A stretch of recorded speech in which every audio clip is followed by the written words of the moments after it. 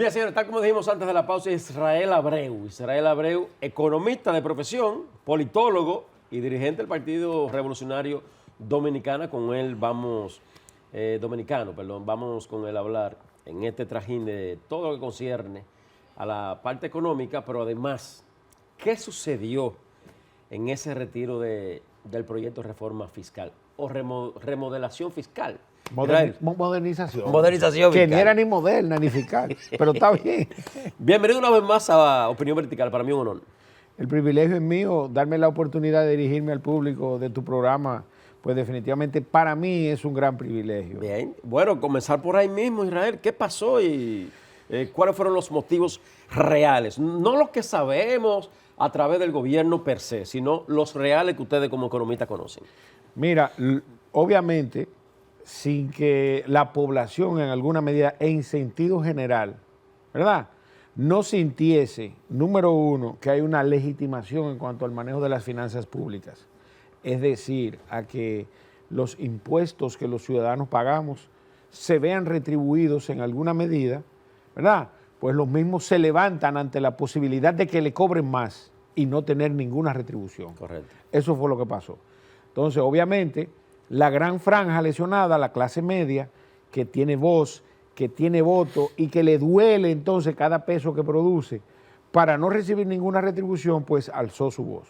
Al tiempo de que obviamente, en mi caso, de manera particular, hice un trabajo totalmente opositor a la posibilidad de que en República Dominicana se amplíen bases, ¿verdad?, por ser un impuesto regresivo en el caso del ITEVIS, ampliación de bases, aumento de porcentajes en el caso del impuesto sobre la renta y la creación de nuevos impuestos, como es el caso de los impuestos a los $200 de compras en el Internet y que se transportan a través de courier. Entonces, y en el caso del IPI, ¿no? Y el caso del IPI, exactamente, que en alguna medida un impuesto regresivo y que lesionaba también a una franja que no estaba grabada, que es la clase media-baja, y quizás hasta la baja, porque el que tenga una casa de 6 millones de pesos, que en cualquier barrio, cualquier casita vale 6 millones de pesos, pues también iba a ser gravemente lesionado en cuanto a su patrimonio, porque es otra cosa. En el caso del IPI es un impuesto directo que grava el patrimonio, no las rentas.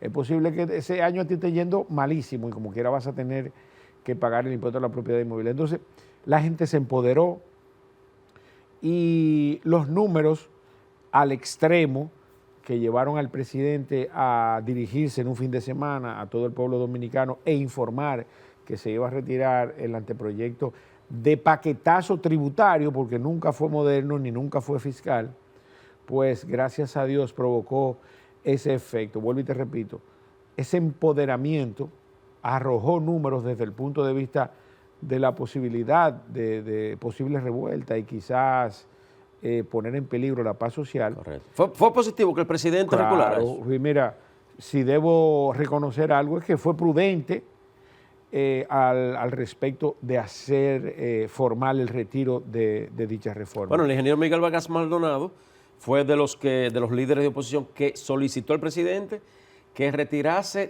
del Congreso el proyecto para poder conversar. Fue prudente, fue cauteloso y respondió a la necesidad nacional de que obviamente pues ese paquetazo tributario, ¿verdad?, no podía seguir cargando a la ciudadanía y que debían tomarse otras medidas relacionadas con lo que es una reforma fiscal. Entonces, ese número, ¿verdad?, que marcó la negativa de los ciudadanos a ese tipo de modelo de reforma, pues fue lo que obligó a Luis Abinader a retirarlo. ¿Qué viene ahora?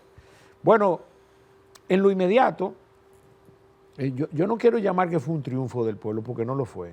Yo creo que eso lo sometió el presidente, como está acostumbrado ante proyectos que él promueve, finalmente termina retirándolo y se quiere, tú sabes, vender como el salvador de la justicia. Sin embargo, ¿No es así? No, claro que no, porque tú no puedes, voy a poner un ejemplo un poco, tú no puedes intentar darme una puñalada y después decir, coño, mira, excúsame que yo no quería atravesarte el hígado, tú sabes, entonces no. Después de el presidente retirar el proyecto, ahora hay quienes están pidiéndole que sí, los que antes se negaban o los que antes se oponían al proyecto de reforma fiscal, hoy dicen, no, la reforma debe ir, porque para sacar el dinero de las grandes obras que hay que hacer en el país y para los propios gastos públicos futuros, debe haber una reforma. Y por eso yo pregunto, ¿qué es lo que viene ahora? Mira, primero fue prudente y cauteloso el presidente al retirar su propio anteproyecto de ley, al margen de que yo tenga diferencia al respecto de que él se cree El Salvador, número uno. Número dos, en lo inmediato, ¿verdad? Ya hay un proceso de reforma implícito que viene íntimamente relacionado, ¿verdad?, a las dos patas que restan de esa mesa que se llama política fiscal de un Estado. Y me refiero a la política de endeudamiento. Ya el gobierno no tiene, ni va a tener en lo adelante, la misma holgura que tenía al respecto de acceder a créditos. En esta semana vimos que los bonos de República Dominicana se cayeron en 2.6. Se cayeron, sí. ¿Verdad? Número uno. Número dos, tú tienes una situación fiscal desde el punto de vista del gasto sumamente complicada, del cual tú eres responsable. Entonces, lo inmediato, ¿qué toca hacer? Revisar el gasto de manera automática. Tú vas a tener un gobierno austero de manera involuntaria. De manera involuntaria. Entonces, en el peor de los escenarios, para el gobierno, tiene limitaciones desde el punto de vista del endeudamiento y la calidad de la deuda, y desde el punto de vista del gasto. ¿Verdad? Sí. En el peor de los escenarios para el gobierno, que no va a tener dinero para gastar. Entonces, el mejor escenario para el ciudadano es que, aunque el gobierno se vea en relativa estrechez, nosotros tenemos garantía de que el gobierno va a usar con racionalidad los recursos que va a tener para el año 2025. ¿Pero de dónde lo va a sacar? ¿De dónde? O siendo austero. Se acabaron los nombramientos discrecionales, porque ¿de dónde van a salir los cuartos? Esa es la pregunta. Oye, el préstamo que acaba de aprobar en el Congreso ahora de 625 millones de dólares. Para el cambio climático. Ese fue el motivo, la razón. Entonces, en ese caso, hay una contrapartida que supone supervisar la ejecución de dichos gastos. Ahora, el cambio climático es una realidad y República Dominicana tiene que tomar las previsiones. Pero cuando un préstamo tiene una contrapartida de un organismo internacional que supone garantizar, ¿verdad?, la construcción de un proyecto, yo no tengo tantas diferencias con ese préstamo, porque está circunscrito a un objetivo. Ahora, en el caso de los bonos, en donde el gobierno solamente recibe el dinero y lo utiliza de manera discrecional, ahí sí yo tengo grandes diferencias. Entonces, eso es lo que le garantiza, por lo menos, la situación actual al ciudadano, ¿verdad? Sin dejar de observar, obviamente, que ahora van a tener que fajarse con el tema de la evasión, de manera involuntaria. Es el gran reto que tiene. Es el gran reto. Ellos pueden aumentar las recaudaciones por ahí. Vamos a ver si los organismos recaudadores, tanto la Dirección General de Impuestos Internos como la Dirección General de Aduanas, están en la capacidad técnica para perseguirlo. Porque yo te voy a decir una cosa, en el caso de la DGI, específicamente, no tanto en el de la Dirección General de Aduanas, se ha mostrado de manera muy eficiente y eficaz el nivel de incapacidad de quienes ostentan la dirección en impuestos internos. Lamentablemente así de simple. El señor que está ahí... Claro que sí. ¿Tú no lo sientes capaz de...? No ha reducido en lo más mínimo la evasión fiscal. Todo lo contrario. Pero tú sabes muchas veces que eso de arriba que viene. ¿De arriba de quién? ¿O de su jefe? No, eso es totalmente técnico, totalmente técnico. Y vuelvo y te digo, presionar a quienes ya están pagando. A ti, que te está obligado a hacerle una factura al gobierno, cuando le factura al gobierno, cuando le factura a cualquier empresario. Si me falta privado, una certificación, no me pagan una publicidad. Nadie te paga nada, mi hermano. Publicidad que tú pasaste hace 3 meses. Claro. Entonces, por ejemplo, presionarte a ti con comprobante fiscal electrónico y cuestionarte inclusive hasta los par de pesos que tú produces. No, eso no es posible. Ahora, cáiganmele atrás a quienes no están pagando. Bueno, a quienes no están pagando nada. Julio Brache, el empresario Julio Brache esta semana, una estrella, don presidente Julio de RICA, él hablaba precisamente de eso, de que la evasión fiscal podría ser una gran alternativa para el gobierno. Es la alternativa que puede dar como resultado que la situación de las finanzas públicas se vea mejorada. Entonces, vuelvo y te digo, los retos de manera inmediata, el gobierno se ve obligado a mantener control del gasto público. Obligado, número uno. Número dos, se ve obligado a ser responsable al respecto del nivel de endeudamiento, ¿verdad? Sí. Y número tres, para poder obtener mayores recursos, va a tener que enfrentar lo que se estableció en el año 2012, en la Estrategia Nacional de Desarrollo, artículo 36, párrafo A, reducción de la evasión. Yo te voy a decir algo, Gálvez. De manera irresponsable, en los últimos 24 años, en República Dominicana se ha vendido la necesidad de hacer reformas fiscales. Hemos tenido alrededor de 8 reformas de carácter tributario, de manera específica, no fiscales. Leonel Fernández ha sido el artífice de la inmensa mayoría. Posteriormente, Danilo Medina, que después de la del año 2000 hizo la más importante, establecido en la ley 253/12. El hecho es que nos han vendido de manera irresponsable que el problema en República Dominicana es la baja tasa de presión tributaria. Y si bien es cierto que eso es relativamente cierto, no menos cierto es, ¿verdad?, que cuando las finanzas públicas son analizadas, una de las principales variables, ¿verdad?, y salvedades que hacen los organismos de financiamiento multilateral, bilateral o cualquier comprador de bonos de República Dominicana hace, y calificadoras de riesgo también es, que en República Dominicana debe revisarse el gasto público. Esa es la primera salvedad. El gasto público descontrolado. Y llegamos al exceso en los últimos 3 años de gastar más en gastos corrientes que no generan ningún retorno por encima de los recaudados. Entonces, esa es la primera salvedad que hacen los organismos. Lo que significa un doble gasto. Así es. Eso es lo primero que establecen los organismos de financiamiento, número uno, y las calificadoras de riesgo. El segundo ítem que tocan, la segunda salvedad, reducir la evasión fiscal. Eso es un hecho relevante, pero cualquier ciudadano humilde que solamente tenga sentido común, cuando tiene una situación financiera difícil, ¿qué es lo que hace? Controlar sus gastos, no salir a coger prestado y gastar de manera irresponsable. Claro. Eso es un asunto de sentido común. Ahora, eso hace la gente en República Dominicana cuando tiene cierto nivel de sentido común y responsabilidad. La fusión de instituciones, eso podría paliar la situación en ese sentido. Es decir, una institución la fusiono con otra, el personal que está allí lo alojo por ahí, veremos qué hacer, pero por lo menos ya hay 2 instituciones en una que no van a ver los gastos que había en una. Eso ayuda. Ese sueño se vendió. Ese sueño lo vendió. O sea, no es así. Ese sueño lo vendió Jochi Vicente en la presentación del paquetazo tributario. Sin embargo, la gente no se lo compró. ¿Por qué? Por el precedente que ya existe. Además de las promesas que durante primero en oposición y posteriormente cuando ya ocupan la presidencia de la República y gobiernan este país, absolutamente todo. Pues, no sé, tú recuerdas que se creó el MIBET, claro, el Ministerio de la Vivienda, y real y efectivamente se bajó la nómina pública. ¿Pero eliminaron el AUISOE? Sí, pero eso no significó en ninguna medida una reducción real del gasto en materia de lo que suponía que iba a ser la eliminación de todas esas instituciones y reducirle el ministerio, todo lo contrario.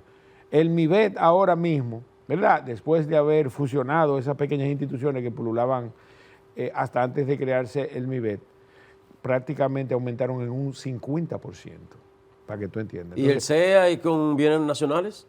Tampoco, eso tampoco ha producido en ninguna medida ningún tipo de ahorro. Entonces, para la reforma fiscal, eso fue parte de una idea de Jochi Vicente, de fusionar las instituciones para ir reduciendo gastos. Yo no sé si fue de Jochi Vicente, pero la idea fue planteada. Ahora, la idea desde el punto de vista de la realidad que ha mostrado este gobierno, la gente hizo oído sordo porque no tiene garantía de que eso vaya a suceder. Okay. Porque ya sucedió y eso no representó una reducción del gasto público.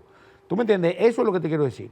Obviamente, si los ciudadanos hubiésemos visto un anteproyecto de ley que circunscriba a este gobierno y a cualquier otro gobernante que en el futuro venga, que diga, mira, bajo ningún concepto el gobierno que está o el que venga puede gastar más del 80% de la recaudación en gasto corriente, yo te la compro. Okay. So pena de ser sometido a la acción de, qué sé yo, que sean interpelados por el Congreso. Por el ¿verdad? Congreso. Número uno.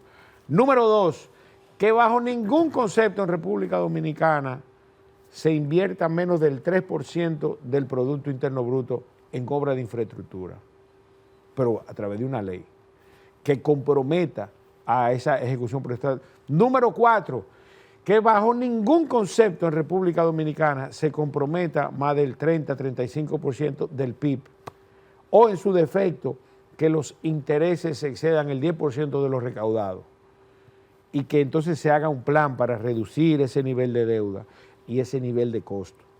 ¿Tú me entiendes? Todo eso, inclusive, frente a posibles inversores extranjeros o acreedores internacionales, nos pone en una mejor posición financiera, porque eso es responsabilidad fiscal. Andy propone todavía, lo propuso en un pasado, lo vuelve a proponer, de que, me refiero a Andy Dajuar, de que a las grandes industrias, empresas, se les cobre un 3.5%. Y dice él que anual eso podría recaudar los 122 mil millones de pesos que se podría buscar por la reforma fiscal. ¿Es así? No, no es así. Yo no sé de dónde él sacó ese número. Sin embargo, mira, yo, Israel Abreu, tú sabes, con la experiencia que tengo a nivel privado y a nivel público, tú sabes, desde el punto de vista de las diferentes funciones que he ocupado a nivel político, tendría que tener los datos al respecto, sin desmedro, ¿verdad?, de observar, como lo escribió doña Ligia Bonetti, cuál es mi plan de nación al respecto de promover la industria nacional. Que si algo han mostrado en el gobierno, mis amigos del PRM y Luis Abinader, es que no tienen un plan de nación. ¿Que no tienen? No, pero obviamente, cuando tú intentas eliminar las exenciones en un 100% a la industria textil de República Dominicana, intentas gravar con el impuesto sobre la renta a los parques de zona franca, y cuando tú también eliminas los beneficios sin consultar además a Proindustria, tú quieres destruir la industria nacional. Yo no sé si tú recuerdas... Pero tal vez no es un plan del gobierno, sino de un grupito de economistas que no le han dicho al presidente por dónde deberían ir las cosas. Bueno, alguien no hizo su tarea. Ahora, yo no sé si tú recuerdas esa publicación que hizo doña Ligia Bonetti, claro, manera muy... Sobre los roneros. De manera muy... No, Ligia Bonetti se refirió a la industria. La que se refirió a los roneros fue... te digo el nombre ahora. Circe Almanzar. Circe Almanzar. Correcto, eso es correcto. Exactamente, entonces, que en el caso de los roneros yo tengo mis diferencias, aunque estoy de acuerdo con que se graben, pero con algunas salvedades. Claro, claro. El hecho es que en esa publicación que hizo doña Ligia, explicaba brillantemente la falta de un plan de nación para desarrollar el sector industrial. Y hablaba además, ¿verdad?, que históricamente en el mundo no ha habido país que se haya desarrollado sin que exista un plan de nación que promueva sus industrias. No lo contrario. Entonces, destruyendo la industria... Ahí le da entonces a Industria y Comercio.